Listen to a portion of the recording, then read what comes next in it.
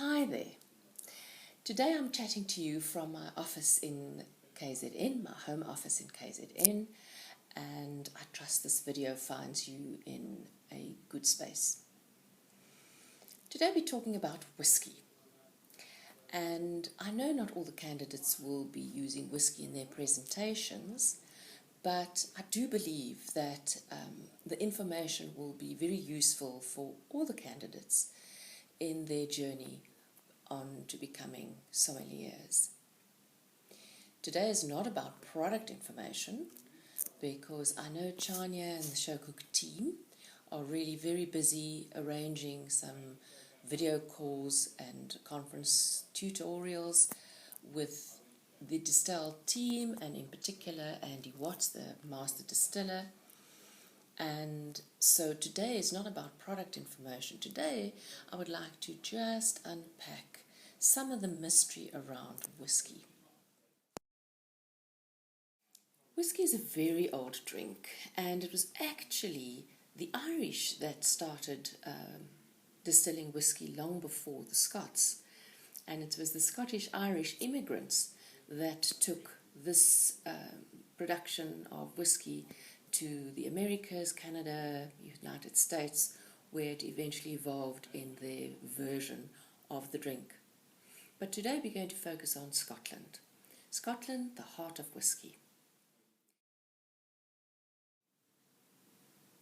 Today we're going to focus on the production process so that we can understand how other countries use the same but deviate slightly in order to get their particular flavors and styles.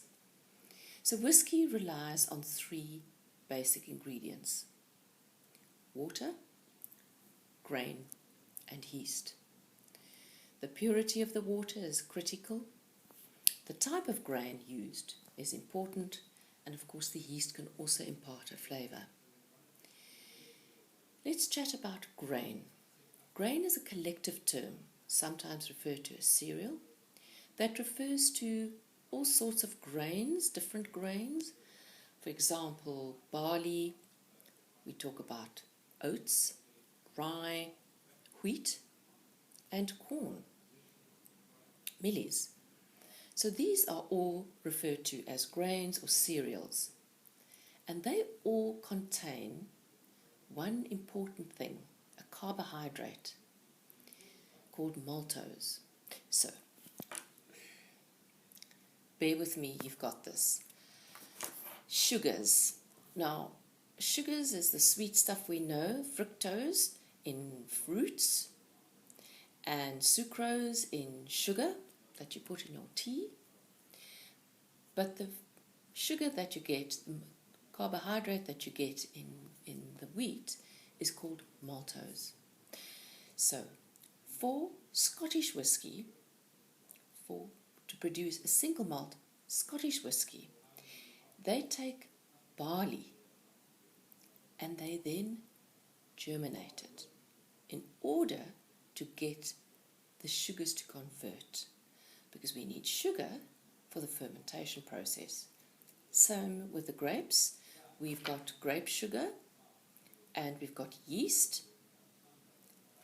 Fermentation happens and CO2 and alcohol are the byproducts, and that's exactly what we need for the production of whiskey.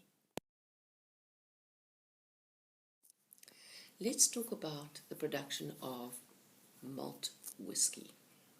When the word malt is used, you're always referring to malted barley. So your base grain will be none other than barley. Can't be wheat, grain, the other grains, oats or rye or corn. No, it will always be barley, but barley that has been malted. So what does this malting process entail? Well, in order to convert the sugars, the carbohydrates to sugar, which we need for fermentation, the little barley grain, the grains are then all mixed in some beautiful warm water, steeped in water and soaked, and when it's been soaked for long enough, the barley is spread out onto what they call a malting floor, but they spread it out on these big floors that are perforated, and the barley then needs to be conned into growing so that it can convert its carbohydrate into the sugars.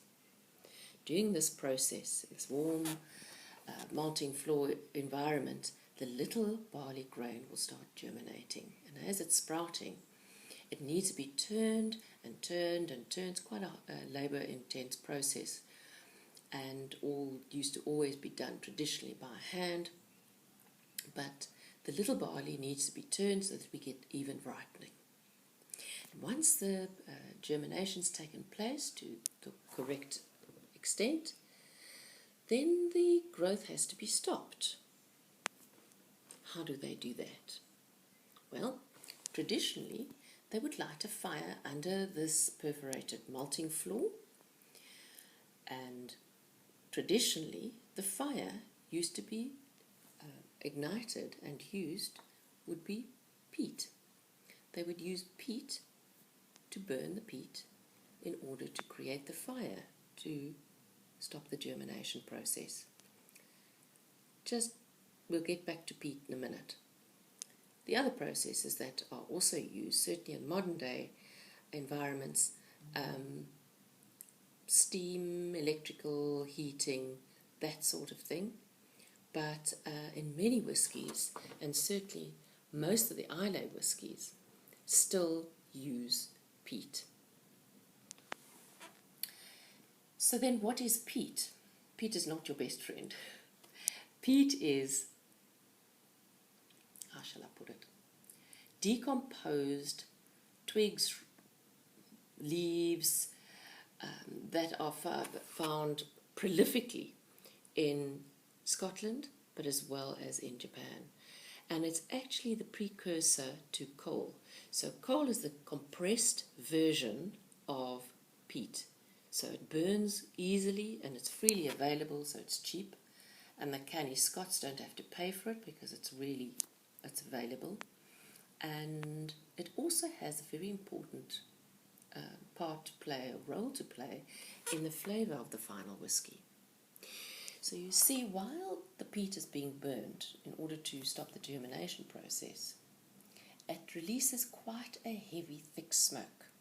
And this smoke permeates the little barley and imparts a particular flavour. And that flavour is very important in our final whisky. So after malting is the process that they called mashing or cooking in America. But mashing involves the process where the little germinated barley is now ground into a thick flour and then mixed with heated water from the distillery's own spring. And at this point, yeast is added and fermentation is encouraged. And the fermentation takes this sugary liquid to around a 7% alcohol. So after mashing and fermentation, we now have this low beer that we can distill. Now, distillation is quite an interesting topic. There are two forms of distillation. Firstly, a very costly process, and the one that is referred to as a pot still, where this mash, that's now the low beer that we've got, is then distilled, and it's distilled twice. So during the first process of the pot still, the liquid is distilled to a low wine around 20 to 25% alcohol. The same liquid is then distilled for a second time, and that yields a spirit of around 70% alcohol. During the second part of this distillation process, the master distiller will make sure that the first parts of the alcohol vapors that come off will be discarded, they contain congeners and some really rough alcohol molecules that we don't want in our final product. Then he'll allow the middle part, which we now call the heart, to run, and that's the spirit that they capture. And as it gets to the bottom part of the distillation process and the bottom part of the still, that's called the tail, and the master distiller will then make sure that he stops the process so that the back end, the tail end as it were, of this distillate does not get included in the final product. The second way of production is by use of a continuous still, sometimes referred to as a patent still or coffee still, where it is a continuous process, not a batch process, and much more cost effective, and huge volumes of whisky can be produced very efficiently and, as I said, very cost effectively. This production process is used to do grain whisky. Now just cast your mind back, grain being wheat, rye, barley. In this instance, they use unmalted barley. For the continuous process, they use unmalted barley, wheat, rye, corn, whatever. But if it's referred to, it's always unmalted barley, don't forget. This is also the method of production in America and in Scotland, where they produce vast quantities of grain whisky, which they use for their blended whiskies. So there we have it. We have two ways of distillation. First being pot still in batches, has to be done twice. First batch goes in, distillation comes out. The low wine is around 20 to 25% alcohol. That alcohol is then distilled for a second time. The heads are discarded, tails are discarded, and just the heart is kept. And that distillate is around 70% alcohol. The second one, the continuous still, used for grain whiskies, which includes the unmalted barley, wheat, corn, all sorts, oats, and that is used to produce large volumes of fairly mildly flavoured grain whisky, which is also the production method that they use in America. But in Scotland it is used to produce large volumes of the grain whisky, which is then used in the blended styles of whisky. So we have had our malting process, the mashing, the fermentation, distillation, and now for the aging.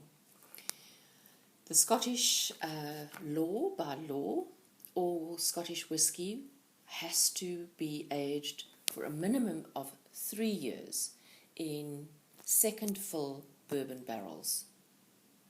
Speaking of which, American whisky has to, by law, be aged for a minimum of 2 years in first fill American oak barrels. And these are the barrels, once they've been used by the American whiskies, that are sent to Scotland, and the canny Scottish use the second fill barrels to age their whiskies. Now there is a fashion trend which has emerged in the past couple of years, where some distillers have had wood finishes.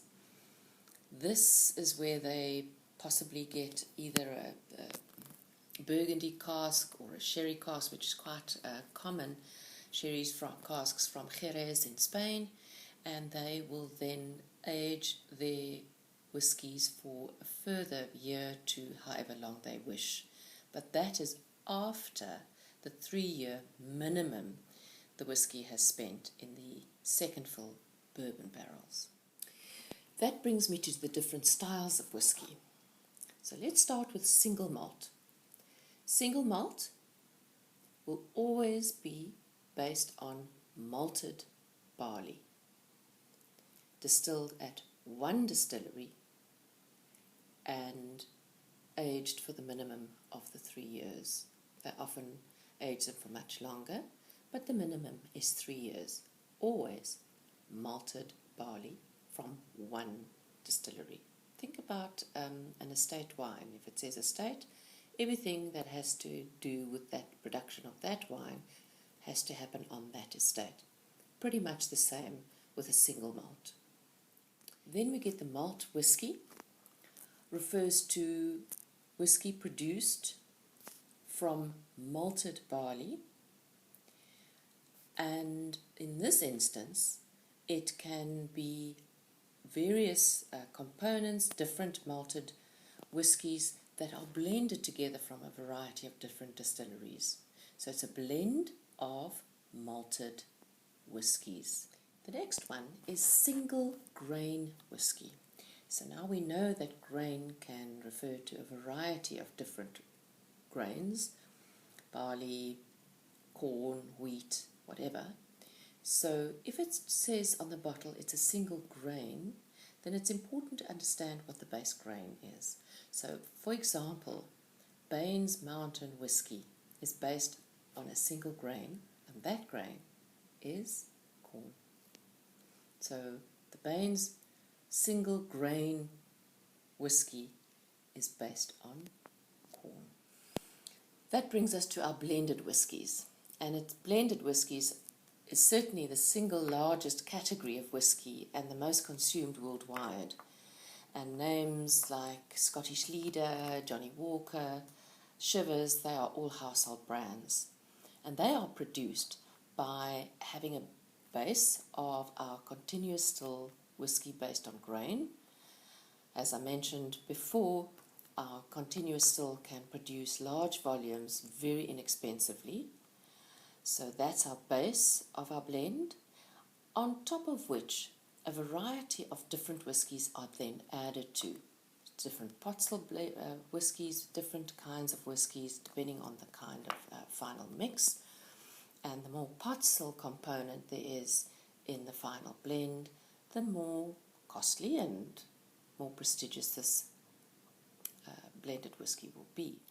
When a large proportion of single malts and malt whisky components are added to a blend, a base blend, the bottle can, or the blend can then be referred to as a luxury blend. Luxury referring to the more expensive pot still components that are added to the final blend. So now you have a better understanding of the production process and some of the terminology that we use. You know all about malting and mashing, the grist, where the sugars come from for the initial fermentation into our low wine.